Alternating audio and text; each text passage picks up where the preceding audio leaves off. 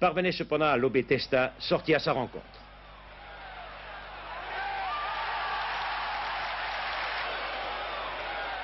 Trois buts à 0 après une demi-heure de jeu, la cause était pratiquement entendue. 3-0, c'était le score à la mi-temps, mais c'était également celui à la fin du temps réglementaire. Plus rien de notable en seconde période, si ce n'est un coup franc du Yougoslave de Marseille et un tir terrible sur la barre transversale de Rémy. Une constatation cependant, l'Olympique de Marseille sur son terrain joue comme il le faut pour vaincre et justifier ses prétentions.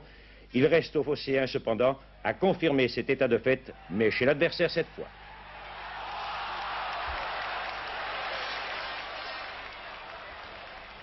Les résultats de cette 7e journée dans le groupe A: 2 victoires à l'extérieur, 7 à Guignon, et surtout Cannes, 5-1 sur le terrain du leader. Les 3 clubs de l'Hérault, 7, Béziers et Montpellier, ont gagné. La Paillade a même réussi le carton du jour, 7-2, avec 4 buts de Kern. À noter que La Roche-sur-Yon était exempt. Au classement, Nice, Montpellier et Limoges sont en tête avec 10 points, mais Nice a un match en moins. Cannes et Lyon, ayant aussi une rencontre de retard, sont toujours en course pour la première place, car vous savez, dans ce groupe, il y a une équipe de plus que dans le groupe B. C'est pour cela qu'il y a un 19e, et c'est Libourne qui n'a réussi que 2 points. Maintenant, nous allons nous intéresser, bien sûr, au groupe B, avec la rencontre Mulhouse-Tours. Frédéric Jaillant était à Mulhouse, et bien entendu, Didier Six, lui, sur le terrain. Oui, avec Didier Six, donc du côté de Mulhouse, il y avait beaucoup de bons joueurs sur la pelouse. Six, par exemple, à Mulhouse, donc Kist ou encore Durkalik. Du côté de Tours, il y avait par exemple l'international hongrois Varadi, ainsi que l'avant-centre d'Afonseca. Et Didier, je crois qu'on a assisté à un bon match digne du niveau de la première division. Oui, c'est une équipe de Tours. Le résultat nous est favorable, mais il aurait pu être favorable bien avant, peut-être à Tours, étant donné que nous avons pris un ballon sur la barre quand Tours menait 1-0, et puis on ne sait pas ce qui peut se passer à ce moment-là. Disons que... Alors tout ça, on va le voir en image. Et puis à propos de première division, signalons que l'année dernière, quand les deux équipes y évoluaient en première division, la même affiche Mulhouse contre Tours n'avait attiré que 7000 spectateurs. Il est vrai que Mulhouse et Tours évoluaient alors en fin de tableau. Cette année, il y avait vendredi soir plus du double de spectateurs, il y en avait plus de 15 000 et le record d'affluence à Mulhouse a même été battu. Alors tout de suite dans le vif du sujet, avec ici un centre de Durkalik, et là Didier, vous êtes peut-être bousculé. Oui, un peu bousculé. C'est peut-être parce que c'est le début du match. Il y a quelques minutes qu'on vient de commencer. L'arbitre ne peut peut-être pas siffler le pénalty. Ici, c'est Jean-Noël Luc qui manque de marquer le premier but pour Mulhouse de la tête. Les Tourangeaux, de leur côté, ne restent pas inactifs. Ici, Dafonseca sur le côté droit, peut-être en position de hors-jeu. En tout cas, un bon dribble, un centre et surprise. Lorenzo de la tête marque le premier but pour Tours. Après un quart d'heure de jeu, c'était plutôt mal parti. Oui, c'est mal parti pour nous. Nous avons joué pendant 5 ou 10 premières minutes très bien. Et après, il y a eu un doute qui s'est instauré dans l'équipe. Et voilà la balle sur la barre. Et c'est peut-être le tournant du match pour nous. Enfin, Tours a d'autres occasions, comme là on va le voir avec cette ouverture de Varadi. Oui. Et Desrousseaux, le gardien de Mulhouse, doit montrer qu'il n'est pas maladroit du tout non plus avec ses pieds. C'est notre moment de doute actuellement. Et on n'est pas rassurant dans nos moments de doute. Alors là, vous allez l'être rassuré. Oui, par Durkalik qui marque un superbe but. Et qui superbe. On va revoir. Et qui nous fait reprendre espoir, surtout juste avant la mi-temps. Je crois qu'il était temps de le marquer ce but parce qu'effectivement Tours prenait de plus en plus d'assurance. Alors on revoit le but de Durkalik. Une frappe d'une grande pureté. Alors en fin de première mi-temps, vous dominez et si vous tirez un corner et puis on va assister à une véritable partie de billard. Surtout que les 4 tirs étaient dirigés dans la cage et... Quand ça ne veut pas rentrer, ça ne rentre pas. Et là, vous revoilà Didier pour un petit exploit technique, un bel enchaînement. Et finalement, la défense de Tours peut renvoyer. Le public réclame un but. Et il va être servi ici un nouveau corner. C'est Kist qui remet au centre de la tête pleine. Il marque le deuxième but pour Mulhouse. Donc 2-1 à la mi-temps. Ça prouve un peu la richesse du club, étant donné que c'est le libéro qui est monté, qui marque. Et c'est une preuve de... Alors là, c'est la deuxième mi-temps. À nouveau, une action qui ressemble à celle de la première. Peut-être encore une faute. C'est moins évident. Il joue le ballon aussi et je pense pas qu'il y ait pénalty. Et puis on va vous retrouver quelques instants après pour un bon débordement. Voilà, c'est parti. Un bon centre également. Dobrage manque quelque peu sa sortie. Durkalik en profite. Il marque son deuxième but de la soirée. 3-1 pour Mulhouse. On joue à ce moment-là depuis 7 minutes en deuxième mi-temps. Tours ne se décourage pas et Desrousseaux, vous allez le voir, va être mis à l'ouvrage. Une bonne sortie ici. Vous pensez être à l'abri à ce moment-là? Non, pas trop, parce que comme je dis, on manque un peu de sérénité peut-être actuellement, et cette sérénité viendra certainement d'ici quelques matchs. Et le fait aussi qu'il y a eu 8-10 joueurs nouveaux qui se sont amenés au FC Mulhouse, et donc ça donne un moment d'adaptation. Là, j'aurais peut-être dû y aller tout seul. Là, oui. J'aurais dû plus déborder sur le côté droit. En tout cas, il va y avoir du suspense jusqu'au bout. C'est un tir de l'estage pas très puissant, mais détourné par un défenseur. Desrousseaux est pris à contre-pied. Mulhouse ne mène plus que par 3-2. 3-2, ce sera également le score final. Une belle victoire pour Mulhouse, donc, mais également une bonne réplique de la part des Tourangeaux. L'équipe a montré de bonnes qualités, et surtout des qualités morales, parce que menée 3-1, elle a su réagir, et à la fin, Mulhouse était en danger, et j'ai même pensé un moment qu'on pouvait arracher le match. Gérard Bani, d'une victoire méritée. Oui, je crois que c'était une victoire méritée, parce que nous avons obtenu face à un adversaire très courageux et qui a de très solides arguments, une victoire que nous avons arrachée grâce au courage de tous les joueurs. Et le rôle de Didier Six dans votre équipe? Écoutez, je crois que Didier Six ce soir a prouvé qu'il était un attaquant de grande race, puisqu'il a trouvé le sens de la profondeur avec des perforations et puis surtout des derniers gestes qui ont été déterminants dans la conduite du match. Ce soir, j'ai eu une chance, je marquais 2 buts. Je content si Didier marquait, je content pour lui aussi. C'est un très grand joueur, mais tout le monde le connaît, Didier Six.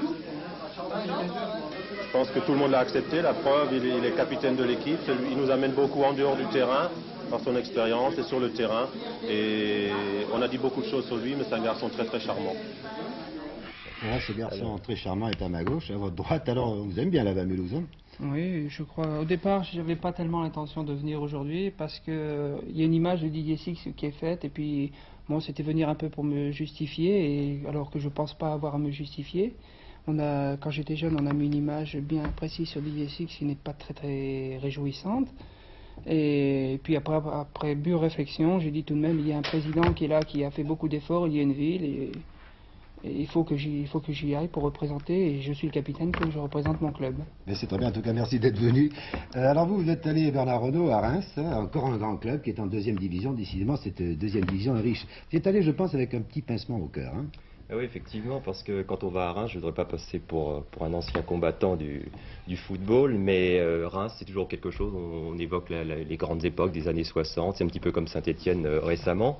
Alors on ressent quelque chose, il y a une ambiance assez élevée de tribune. Je ne sais pas, vous ne ressentez pas ça, Didier Six, lorsque vous jouez à Reims? Vous avez déjà joué à Reims? Oui, j'ai déjà joué à Reims. Et... Vous n'avez pas un petit pincement au cœur en allant là-bas? Le maillot déjà. Déjà, quand on voit le maillot, on se dit, il a été porté par des noms comme Coppa, Vincent, Anthony, ça donne quelque chose. Oui. C'était une rencontre très intéressante parce qu'elle opposait Reims, qui a quand même des prétentions de monter en première division, et puis Orléans, qui n'avait pris qu'un seul but en 5 matchs. Alors je vous propose de voir cette rencontre maintenant, de voir ce qui s'est passé durant ces 90 minutes. Le temps d'immortaliser Orléans et Reims, et on entre dans le vif du sujet, dans un stade Auguste Delaune plein à craquer, plus de 10 000 personnes. Plein à craquer, comme à la belle époque, celle des Coppa, Piantoni, Fontaine et autres Colonna. Cette fois, la nouvelle cuvée rémoise s'appelle Zorzetto, Jaff, Kieffer, Haribar, Gianetta, mais elle aussi fait recette quand elle pratique un football pétillant, ce qui n'est pas toujours le cas, il faut bien l'avouer, cette année. Donc, vendredi soir, face à Orléans, on les attendait au tournant, les jeunes Rémois. 7e minute, après cette faute sur Jaff, les Rémois vont se créer une bonne occasion de but sur ce centre de Tony Gianetta. Mais Vio s'en sort quand même relativement bien. Il faut noter que ce soir, c'était la première fois que les frères Gianetta débutaient un match ensemble. 8e minute, Trassard s'enfonce sur l'aile gauche, glisse à Ciaravino qui va bénéficier d'un coup franc pour une faute de Zorzetto. Voilà, c'est fait.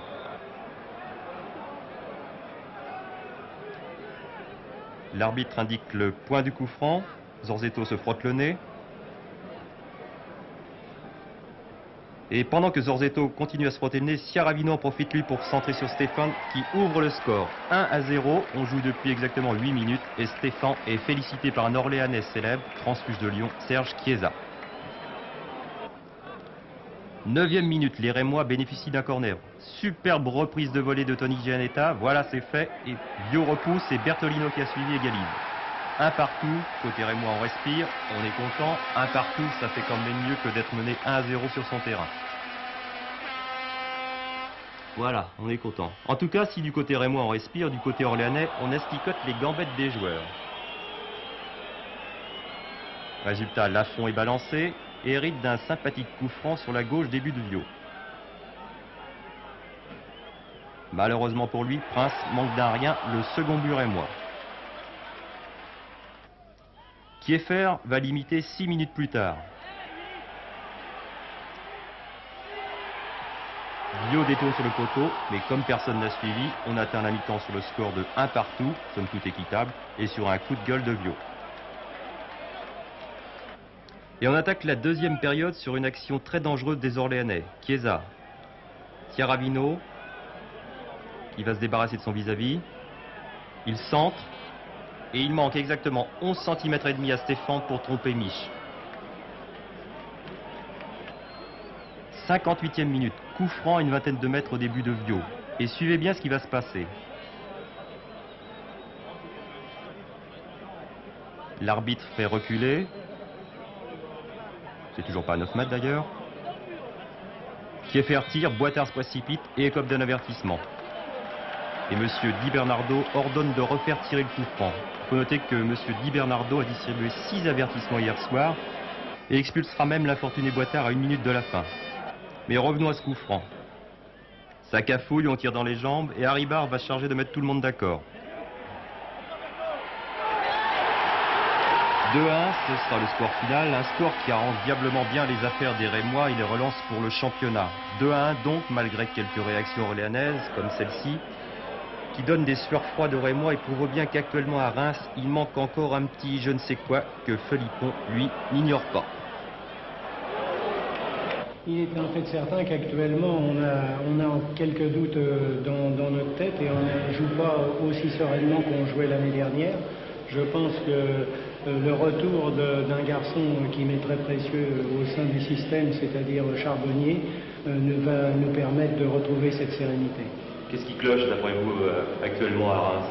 Je pense qu'on n'arrive pas justement à poser notre jeu comme on le faisait l'année dernière. Et ce garçon-là qui est un très bon technicien et également un joueur qui est très bon dans le jeu aérien va nous apporter beaucoup quand il va pouvoir rentrer. Ça vous surprend pas de vous retrouver comme ça dans une équipe de jeunes et que vous soyez le plus vieux et qu'on compte un petit peu sur votre expérience? Disons que je découvre un peu tout ça. Je dis pas que je suis parti un peu à l'aventure, mais je savais pas trop où je mettais les pieds. Puis j'ai eu la chance de trouver une équipe très sympathique et où il y a des possibilités. L'objectif c'est pas la montée immédiate, c'est sur un plan de plusieurs années. Donc je pense que c'était intéressant aussi pour moi de ne pas avoir forcément le couteau sous la gorge en Orléans. Les résultats de la 6e journée dans le groupe B, qui intéresse bien sûr particulièrement Didier Six. Le réveil du Racing Club de Paris qui a gagné 4-1 à Quimper. Ça allait mal hier soir pour les Bretons. Quimper et Guingamp ont été battus. Mulhouse, bien entendu, a gagné le match au sommet. Les 3 clubs parisiens, oui, ont gagné. Tous les 3 dans le stade et le Racing à l'extérieur. Premier but réussi par Roubaix. Au classement, Mulhouse seul en tête avec 1 point d'avance sur Tours. 3e, Racing Club de Paris, Reims, Orléans, Stade Français et Le Havre à 2 points. C'est donc très serré dans ce groupe B, mais Mulhouse est seul en tête. Bravo donc Didier Six et ses coéquipiers. Alors que Quimper, lui, est dernier avec seulement 2 points, ex-aequo avec Roubaix. Et maintenant, nous allons parler de Saint-Étienne. Mais oui, vous allez dire, pourquoi Saint-Étienne? Eh bien, je me le demande, alors je pose la question à Didier Roustan. Disons que je m'inquiétais un petit peu parce qu'on ne parlait plus de Saint-Étienne. Dans un sens, c'est une bonne chose et je voulais tout simplement savoir pourquoi. Parce qu'on a quelquefois un peu trop parlé. Peut-être un peu trop, oui. Et là, vous allez comprendre un peu pourquoi. Disons qu'il s'est passé des choses ces derniers temps. Il y a un nouveau président, un nouveau conseil d'administration. Vous le savez, dans l'ancien, il y avait des gens à tendance rochériste, à tendance buffardiste, et qui pensaient peut-être plus à leur intérêt personnel, à l'étiquette qu'ils défendaient qu'à la Saint-Étienne. Aujourd'hui, ce n'est plus le cas. Et évidemment, ça simplifie bien les choses. On peut dire que le Saint-Étienne nouveau est arrivé. Donc, ce reportage de Didier Roustan à Saint-Étienne. Didier Roustan, l'infatigable.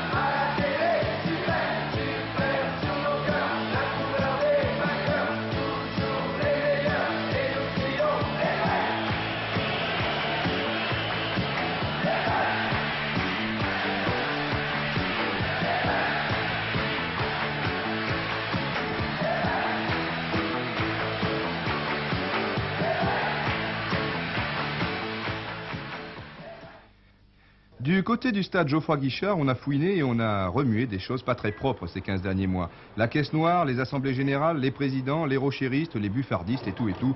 Bref, en l'espace de quelques mois, on a cassé le beau jouet. Maintenant, il faut évidemment le reconstruire et, oh surprise, depuis le 3 mai 83, André Laurent, le nouveau président, et son comité de direction travaillent en silence. Enfin, façon de parler. À l'exception du cas Johnny Rep, pas le moindre fait divers à se mettre sous la dent. La sérénité est revenue et comme nous l'explique le vice-président Louis Houillon, Saint-Étienne a rééquilibré son budget. Aujourd'hui, les finances du club sont saines grâce à un pool bancaire qui a été mis en place par les grandes banques stéphanoises, cautionné par monsieur le sénateur maire du Bancher et son conseil municipal, qui en ce sens nous a beaucoup aidé, puisque sans sa caution, il est évident que nous n'aurions pas pu obtenir le déblocage de ce pool bancaire.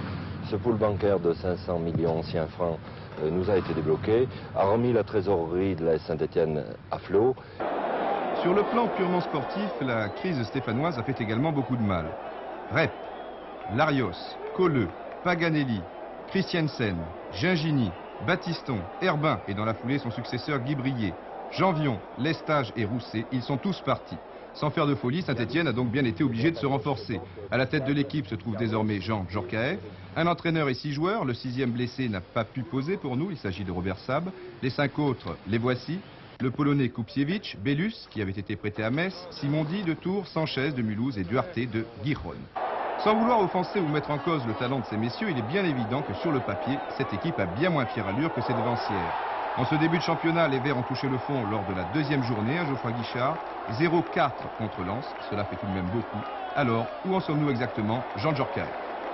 On fait un début de saison un petit peu laborieux, bien sûr. C'était, je dirais, pas à prévoir parce qu'on ne prévoit jamais à l'avance. Mais enfin, je crois que bon, il est à prévoir parce qu'il y a un problème d'adaptation de toute équipe qui fait qu'il y a quand même, après disons, le départ de beaucoup de joueurs, donc disons les plus épais d'ailleurs. Il y a un problème d'adaptation des nouveaux qui fait que bon, ça retarde un petit peu justement au niveau de la collectivité, au niveau donc de la bonne marge de l'équipe, quoi. C'est le seul problème qu'il peut y avoir pour l'instant. Oui, c'est le seul problème. Problème de taille, certes, mais il n'y a peut-être pas lieu de s'alarmer, puisque sur le plan mental, les joueurs sont beaucoup moins traumatisés que la saison dernière. Monsieur, vous êtes de Saint-Étienne? Oui. Vous venez souvent voir les entraînements stéphanois? Tous les jours presque. Tous les jours. Ah, donc vous êtes un fidèle. Et même quand ça va mal, vous venez. Quand ça va mal, oui. Vous êtes là. Il y a quelque chose qui a changé selon vous? Je sais pas. Au niveau de l'ambiance? Au niveau de l'ambiance, oui, on dirait, oui. Ils ont l'air détendus, hein. L'ambiance a l'air d'être bonne quand même au sein des joueurs. Ouais. Comme les autres années. Enfin, on ne croirait pas qu'il y a la crise là pour l'instant. Hein. D'accord. Lorsque l'on possède encore des ressources morales, les jambes suivent et les résultats également, comme cette victoire à Toulon par exemple. Et puis, ils ne sont pas tous partis. Il reste le gardien de but, Jean Castaneda. Le milieu de terrain, Jean-Louis Zanon. Ces 2 joueurs seront bien entendu avec le Polonais Kupsiewicz, ici sur la gauche, les points forts de cette formation. Enfin, l'épopée européenne est encore toute fraîche dans les mémoires. Les supporters assistent encore aux entraînements et ne demandent qu'à vibrer encore pour les Verts. Partout où l'AS Saint-Étienne se déplace, je l'ai encore constaté récemment, partout il y a encore des supporters des Verts. Récemment, le dernier match ici contre Metz, j'ai rencontré des Parisiens qui étaient venus spécialement pour le match. J'ai rencontré des jeunes Toulonnais qui étaient venus, toutes vert vêtus aussi, pour venir voir jouer les Verts. C'est la première fois que vous passez à Saint-Étienne, donc vous êtes arrêté au stade Geoffroy Guichard. Ouais, pour voir. Pour voir, et vous trouvez ça comment? Bah, normal.